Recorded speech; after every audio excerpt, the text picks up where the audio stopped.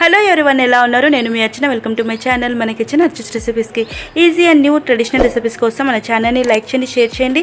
అలాగే కొత్త వాళ్ళు ఎవరైనా చూస్తున్నట్టయితే సబ్స్క్రైబ్ చేసుకోండి, పక్కనే ఉన్న బెల్ ఐకాన్ని క్లిక్ చేసుకోండి. మిల్ మేకర్లో అధిక శాతం ప్రోటీన్ అనేది ఉంటుంది. థైరాయిడ్ ఉన్న వాళ్ళు మిల్ మేకర్ తీసుకోకూడదు. అలాగే పేషెంట్స్ కూడా మిల్ మేకర్ అనేది తీసుకోకూడదు. వాళ్ళకు సరిగా అరగదని చెప్పేసి డాక్టర్స్ వద్దని చెప్తారు. అధిక శాతంలో ప్రోటీన్ ఉంటుంది కాబట్టి వారంలో 2 సార్లు తీసుకుంటే సరిపోతుంది. మరి ఈ మిల్ మేకర్ వడలు ఎలా చేయాలో చూసేద్దామా? వీడియో స్టార్ట్ చేద్దాం. Let's go. 1.5 cup meal maker తీసుకుంటున్నాను. 1.5 కప్పు మిల్ మేకర్ తీసుకున్నాం కదా, అంటే 3 కప్పుల నీళ్ళు తీసుకుందాం. అంటే మిల్ మేకర్ మునిగేటట్లు వేడి నీళ్ళు పోయాలి. నీళ్ళు పోసాక ఒకసారి కలిపి ఏదైనా డక్కన పెట్టేసి ఒక 10 నిమిషాలు పక్కకు ఉంచుకుందాం. ఆలోపు మిగతా ప్రాసెస్ చూద్దాం. 1 కప్పు శనగపప్పు తీసుకుందాం. నేను ఆల్రెడీ నానబెట్టి ఉంచుకున్నాను. 2 గంటల సేపు నానబెడితే సరిపోతుంది. నానబెట్టిన శనగపప్పును మిక్సీ జార్లో వేసుకొని మెత్తగా మిక్సీకి పట్టించుకుందాం. వాటర్ వేయకుండా శనగపప్పును ఇలా మెత్తగా పట్టించుకోవాలి. అక్కడక్కడ పలుకులు ఉన్నట్లయితే పర్వాలేదు.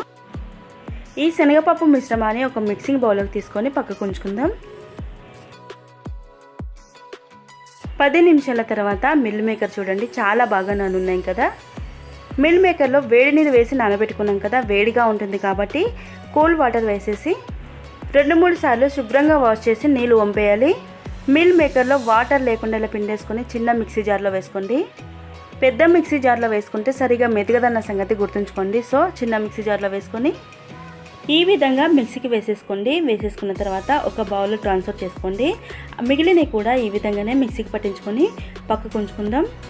సారీ ఫ్రెండ్స్, ఇక్కడ వీడియో అయితే మిస్ అయిపోయింది. మనం ఇందాక పట్టించుకుందాం మిల్ మేకర్, అలాగే శనగపప్పు మిశ్రమాన్ని వేసుకుని అందులోనే పచ్చిమిర్చి 5 పేస్ట్ పట్టించుకున్నాను. అలాగే రెడ్ చిల్లీ పౌడర్ 2 టీ స్పూన్లు అయితే సరిపోతుంది.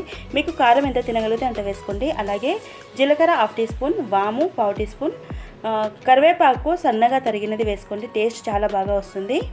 రుచికి తగినంత ఉప్పు వేసుకొని గరం మసాలా 1/2 టీ స్పూన్ వేసుకుందాం. అలాగే ఒక పెద్ద సైజు ఆనియన్ తీసుకొని కట్ చేసుకొని వేసుకున్నాను. అలాగే అల్లం వెల్లుల్లి పేస్ట్ 1 టీ స్పూన్ వేసుకున్నాను. అన్నీ ఇలా కలిపిన తర్వాత ఇక్కడ నేను 2 విధాలుగా చేసి చూపిస్తున్నాను. మీకు ఏ విధంగా నచ్చితే ఆ విధంగా చేసేసుకోండి. ఒకటి వడ షేప్లో ఇలా చేస్తున్నాను.